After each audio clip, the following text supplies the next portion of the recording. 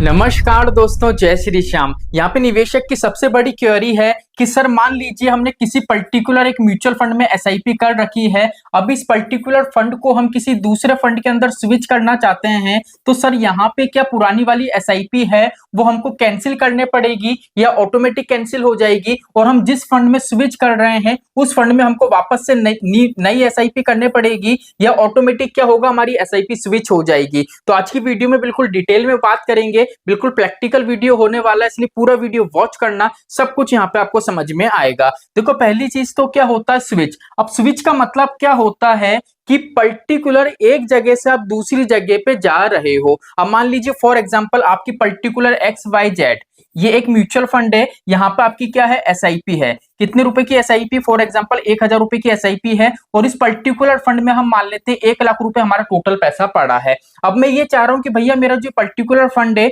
मुझे अच्छा नहीं लग रहा है, मुझे ये लग रहा है कि इसकी जगह मुझे एबीसी फंड है इसमें निवेश कर देना चाहिए। मतलब क्या है, इस पर्टिकुलर फंड है इसको यहाँ पे एबीसी में क्या करना चाहिए, स्विच कर देना चाहिए। अगर मैं स्विच करूंगा तो यहाँ पे स्विच का मतलब ये होता है कि भैया पुराने फंड के अंदर जितना भी आपका पैसा पड़ा है ना, वो पैसा क्या कर सकते हो, आप स्विच कर सकते हो नए फंड के अंदर, ना कि स्विच कर सकते हो अपनी एसआईपी को। तो सिंपली क्या करना है, अगर आपको पुराने फंड से नए फंड की तरफ जाना है तो सबसे पहले तो आपकी जो पुरानी एसआईपी है इसको कैंसिल करना पड़ेगा। कैंसिल करने के बाद जितना भी पैसा है उसको क्या करना पड़ेगा, नए फंड के अंदर स्विच करना पड़ेगा। अब जैसे ही आपका स्विच कंप्लीट हो जाएगा, आपके डैशबोर्ड में नया वाला फंड शो हो जाएगा। फिर आपको क्या करना पड़ेगा, नए वाले फंड में जाना पड़ेगा, और वहां पे क्या करना पड़ेगा, आपको एसआईपी क्रिएट करने पड़ेगी। मतलब एसआईपी कभी भी आपकी स्विच नहीं होती है, एसआईपी क्या होती है, आपको वापस से क्रिएट करने पड़ती है। आपका जो स्विच होता है वो सिर्फ अमाउंट स्विच होता है। अब यहाँ पे सबसे बड़ा क्वेश्चन यहाँ पे आपका एक और निकल के आएगा